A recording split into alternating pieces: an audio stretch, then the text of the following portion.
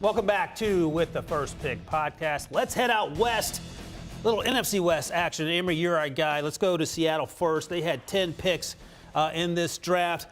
Best pick for you for Seattle Seahawks? Jackson Smith and Jigba. I felt like when you think about the Seattle Seahawks and you saw what happened in the postseason when teams got frustrated with what they did throwing the football, they were able to take away those options on the perimeter. And DK Metcalf, they got in his head. You saw them really shut down a beleaguered and injured Tyler Lockett. So when you think about Jackson Smith and Jigba, he feels a need right away. He's able to step in and play inside or outside and gives yet another vertical threat, but also an underneath threat for Geno Smith. So I thought that was a home run. I was shocked that he fell that far in the draft.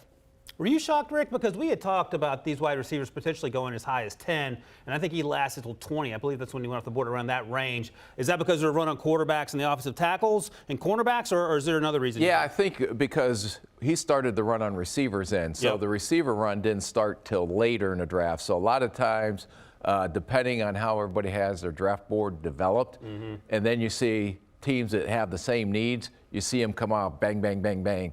And that was the situation here, but the receiver run doesn't mean they're not going to be all-caliber, Pro Bowl, great players in the NFL. It's just where the run started. Yeah, Justin Jefferson was the fifth wide receiver taken, I believe. Yes. I think he's going to be okay. We'll see. All right, let's talk about your hidden gem.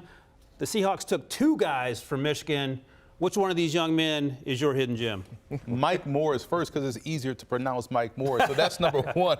And number two, I found myself being more impressed with him than I did Mozzie Smith when I was watching him on tape, because I felt like he was more fundamentally sound. He played with his hands rather well, did a good job versus the run. And to me, when you're that fundamentally sound, it gets you on the field early, and Seattle needed a ton of help. So it could have been any insert defensive lineman here, and I would have been okay with it. But I felt like Morris, for what he was doing for Michigan, gives him a solid foundation as a base defensive end. All right, Rick is our first-round pick in terms of pronouncing names. Tell us the Michigan center, if you don't mind. Yes, the OC from Michigan. Emory, do you want to snap at it, or do I have to tell you what it is? I'm going to go ahead and say number 52 or whatever number he wore. Oluwatimi. Come on, guys. I didn't get it right. Oh, that's Oluwatimi. Tommy? Oluwatimi. That's easy. Yeah, there you go. Oh, here you go. All right, let's move on.